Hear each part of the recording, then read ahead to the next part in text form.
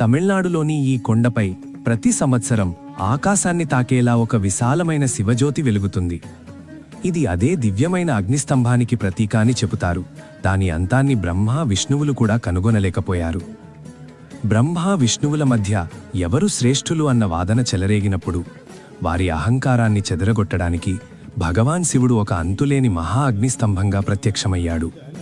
ఈ అగ్నిస్తంభానికి చివరను ఎవరు కనుగొంటారో వారే శ్రేష్ఠులని శివుడు సవాలు విసిరాడు. భగవాన్ విష్ణువు వరాహ అవతారం దాల్చి పాతాళం వైపు ప్రయాణమయ్యాడు.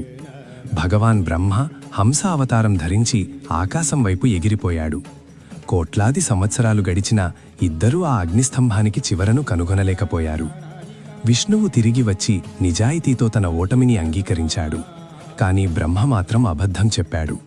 ఆ క్షణంలోనే భైరవుడు ప్రత్యక్షమై అబద్ధం చెప్పిన బ్రహ్మ యొక్క 5వ తలను ఖండించాడు.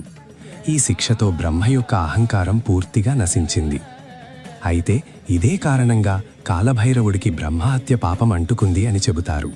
ఆ పాపం నుంచి ఆయనకు విముక్తి కాశీరు లభించింది. ఆ తర్వాత దేవతల ప్రార్థన మేరకు ఆ అనంతమైన అగ్నిజ్యోతి శాంతించి తమిళనాడులోని తిరువణ్ణామలై పట్టణంలో ఈ అరుణాచల కొండగా స్థిరపడింది. ఈ కొండనే భగవాన్ శివుడి అగ్నిస్వరూపంగా భావిస్తారు. ఈ కొండ అడుగు భాగంలోనే భవ్యమైన అరుణాచలేశ్వర ఆలయం నిర్మించబడింది. ఇది అగ్నితత్వానికి ప్రతీక. మరియు ఈ రోజుకి భగవాన్ శివుడి ఆ అనంత జ్యోతి స్వరూపాన్ని స్మరించుకుంటూ ప్రతి సంవత్సరం కార్తీక దీపం రోజున ఈ కొండ శిఖరంపై మహాదీపం వెలిగిస్తారు.